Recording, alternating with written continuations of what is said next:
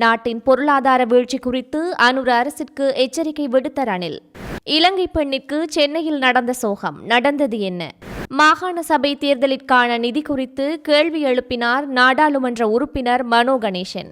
QR முறை குறித்து அரசு எடுத்துள்ள கடுமையான நடவடிக்கை. சாரதிகளுக்கு விடுத்துள்ள அறிவிப்பு. நாட்டில் அதிகமாக பரவி வரும் மூளைக்காய்ச்சல் நோய். பொதுமக்களுக்கு விடுத்துள்ள எச்சரிக்கை. நாட்டில் குறைந்த வருமானம் பெறும் குடும்பங்களுக்கான புதிய திட்டம் அறிமுகம். மரண தண்டனை உறுதியானது. வேலாசூடாவின் மேன்முறையீட்டை தள்ளுபடி செய்தது உச்சநீதிமன்றம். கட்டலிலிருந்து விழுந்த குழந்தை உயிரிழப்பு. அனுராதபுரத்தில் சோகம்.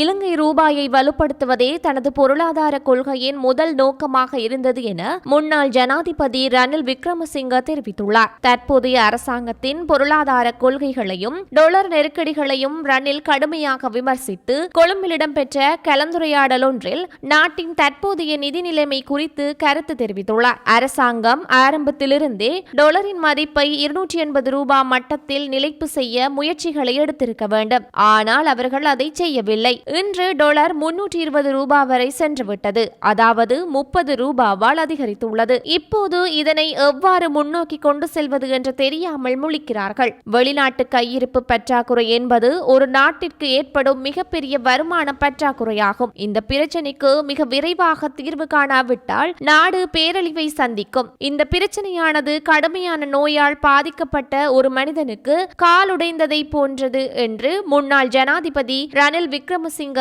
எச்சரிக்கை விடுத்துள்ளார்.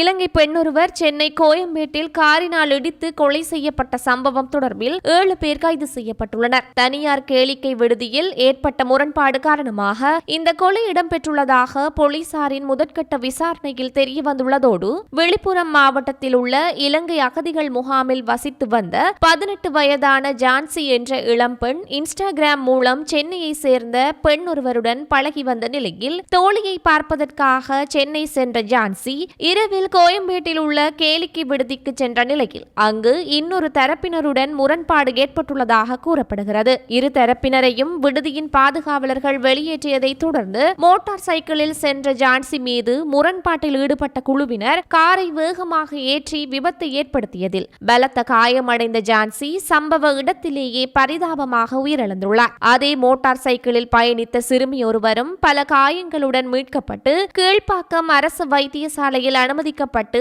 சிகிச்சை பெற்று வருகிற போதிலும் அவர் சுயநினைவை இழந்துள்ளதாக வைத்தியர்கள் கூறியுள்ளனர். இந்த சம்பவம் தொடர்பாக கோயம்பேடு போலீசார் வழக்கு பதிவு செய்து விசாரணை மேற்கொண்ட நிலையில் இந்த வழக்கில் தொடர்புடைய பாலகுரு, அவருடைய நண்பர் சுமன் சக்திவேல் உள்ளிட்ட 7 பேர் கைது செய்யப்பட்டுள்ளனர். இந்நிலையை தொடர்ந்து போலீசார் தீவிர விசாரணைகளை முன்னெடுத்து வருவதுடன் குறித்த கேளிக்கை விடுதிக்கு முத்திரையிடப்பட்டுள்ளதும் குறிப்பிடத்தக்கது.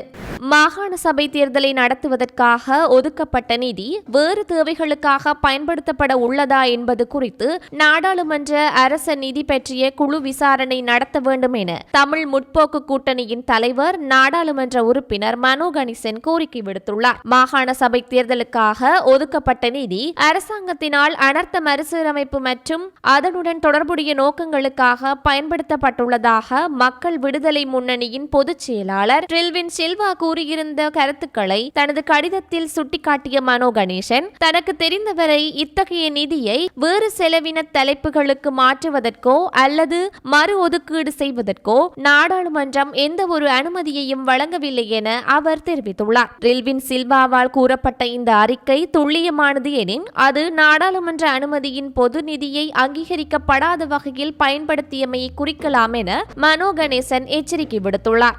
எனவே தேர்தல் நிதியை மாற்றுவது, மறு ஒதுக்கீடு செய்வது அல்லது செலவிடுவது போன்ற நடவடிக்கைகள் நாடாளுமன்றம் அங்கீகாரம் மற்றும் நிதி விதிமுறைகளை மீறி நடந்துள்ளதா என்பதை அரச நிதி பற்றிய குழு ஆராய்ந்து பார்க்க வேண்டும் என வலியுறுத்தியுள்ளதோடு இந்த குழு தனது அங்கீகார வரம்பிற்குள் இதற்குரிய தகுந்த நடவடிக்கைகளை எடுக்க வேண்டும் என்றும் அவர் தெளிவுபடுத்தியுள்ளது குறிப்பிடத்தக்கது.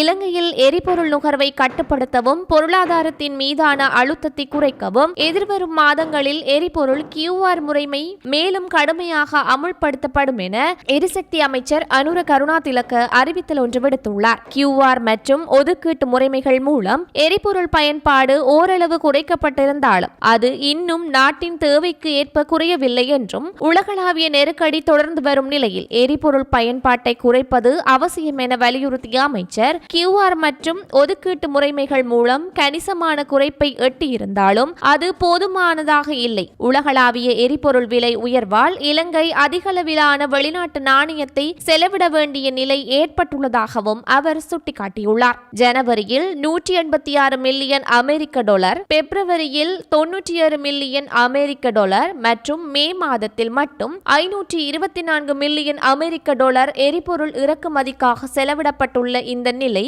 தொடருமானால் அது நாட்டின் பொருளாதாரத்திற்கு நீடித்த சுமையாக மாறும் என எச்சரித்த அமைச்சர் டாலர் வெளியேற்றத்தை குறைத்து தேசிய பொருளாதாரத்தை பாதுகாக்க எரிபொருள் நுகர்வை கட்டுப்படுத்துவது அவசியம் எனவும் இலங்கை பெட்ரோலிய கூட்டுத்தாபனமும் டிஜிட்டல் தொழில்நுட்ப அமைச்சும் இணைந்து QR முறைமையின் அமுலாக்கத்தை மேலும் கடுமையாக்க நடவடிக்கை எடுத்துள்ளதாகவும் இந்த நெருக்கடி காலத்தில் QR முறைமை கடுமையாக அமுல்படுத்துவதன் மூலம் எரிபொருள் பயன்பாட்டை குறைத்து தேசிய பொருளாதாரத்தின் மீதான தாக்கத்தை தணிக்கவும் முடியும் என அமைச்சர் தெரிவித்துள்ளது குறிப்பிட வேண்டியது. இலங்கையின் பல்வேறு பகுதிகளிலிருந்து மூளைக்காய்ச்சல் தொற்று இருப்பதாக சந்தேகத்தில் மொத்தம் 237 நபர்கள் அடையாளம் காணப்பட்டுள்ளதாக சுகாதார அமைச்சின் தொற்று நோயியல் பிரிவு தகவல் வெளியிட்டுள்ளது.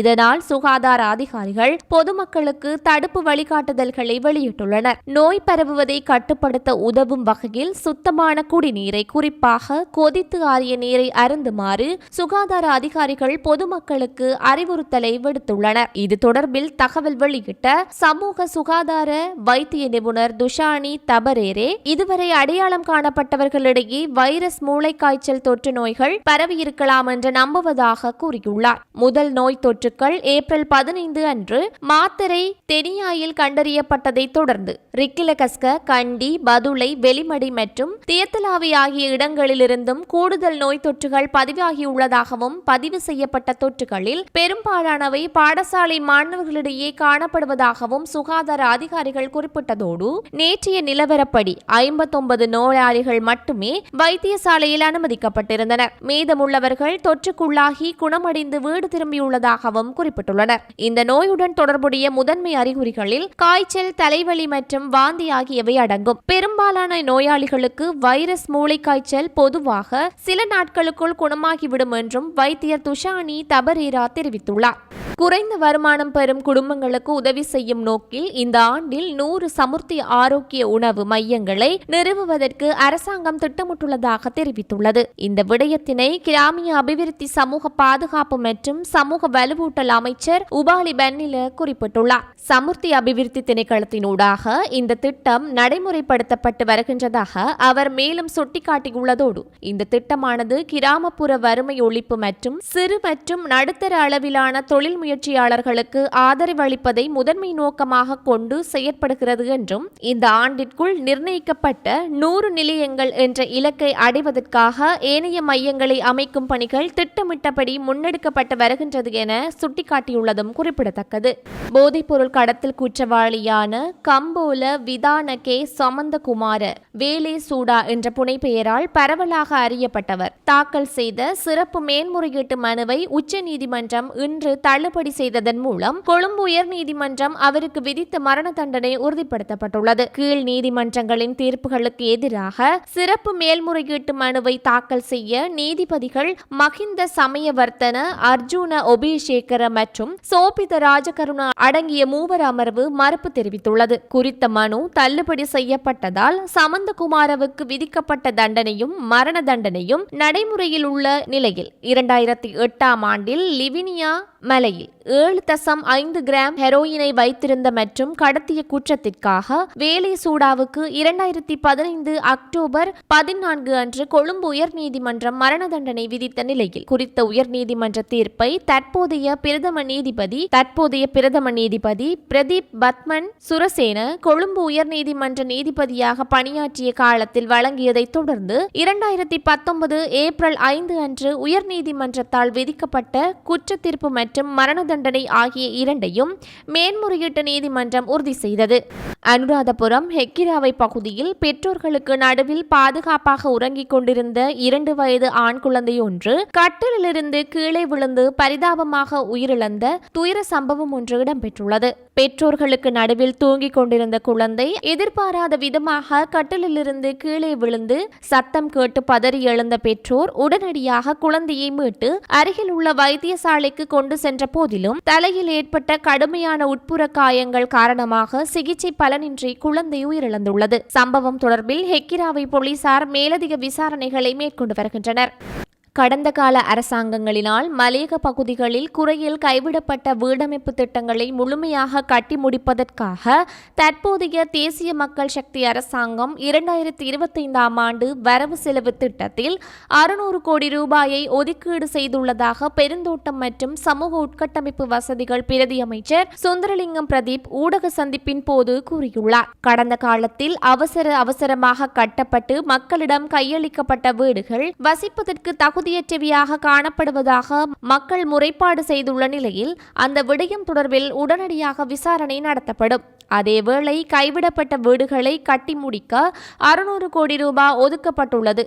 இவற்றில் பெரும்பாலான வீடுகளின் பணிகள் முடிவடைந்துள்ளதால் இன்னும் ஓரிரு மாதங்களில் அவை மக்களிடம் ஒப்படைக்கப்படும். கடந்த 2025ஆம் ஆண்டு நிலவிய அத்தியாவசிய பொருட்கள், மருந்து மற்றும் எரிவாயு தட்டுப்பாடு போன்றதொரு நிலை மீண்டும் ஏற்படும் என எதிர்க்கட்சியினர் பகற்கனவு கண்டனர். மக்கள் அரசாங்கத்திற்கு எதிராக போராடுவார்கள் என எதிர்பார்த்தனர். ஆனால் இன்று விலை ஏற்றம் இருந்தாலும் தட்டுப்பாடு இன்றி மக்கள் பொருட்களை பெறுகின்றனர். கடந்த கால உலகளாவிய நெருக்கடிகளால் 350 ரூபாய் வரை உயர்ந்திருந்த அமெரிக்க டாலரின் மதிப்பு தற்போதைய அரசின் முறையான பொருளாதார கொள்கையினால் 325 ரூபாய் வரை வீழ்ச்சியடைந்துள்ளது. இதன் மூலம் பொருளாதார நிலைத்த தன்மை ஏற்பட்டு எதிர்க்கட்சியினரின் பகற்கனவு பலத்த பேரடியாக மாறியுள்ளதோடு வரலாற்றில் முதன்முறையாக வெளிநாட்டு கடன்களின்றி இலங்கையின் சொந்த நிதியை பயன்படுத்தி ரம்புக்கணை கலவெல அதிவேக நெடுஞ்சாலை பணிகள் ஆரம்பிக்கப்பட்டுள்ளன.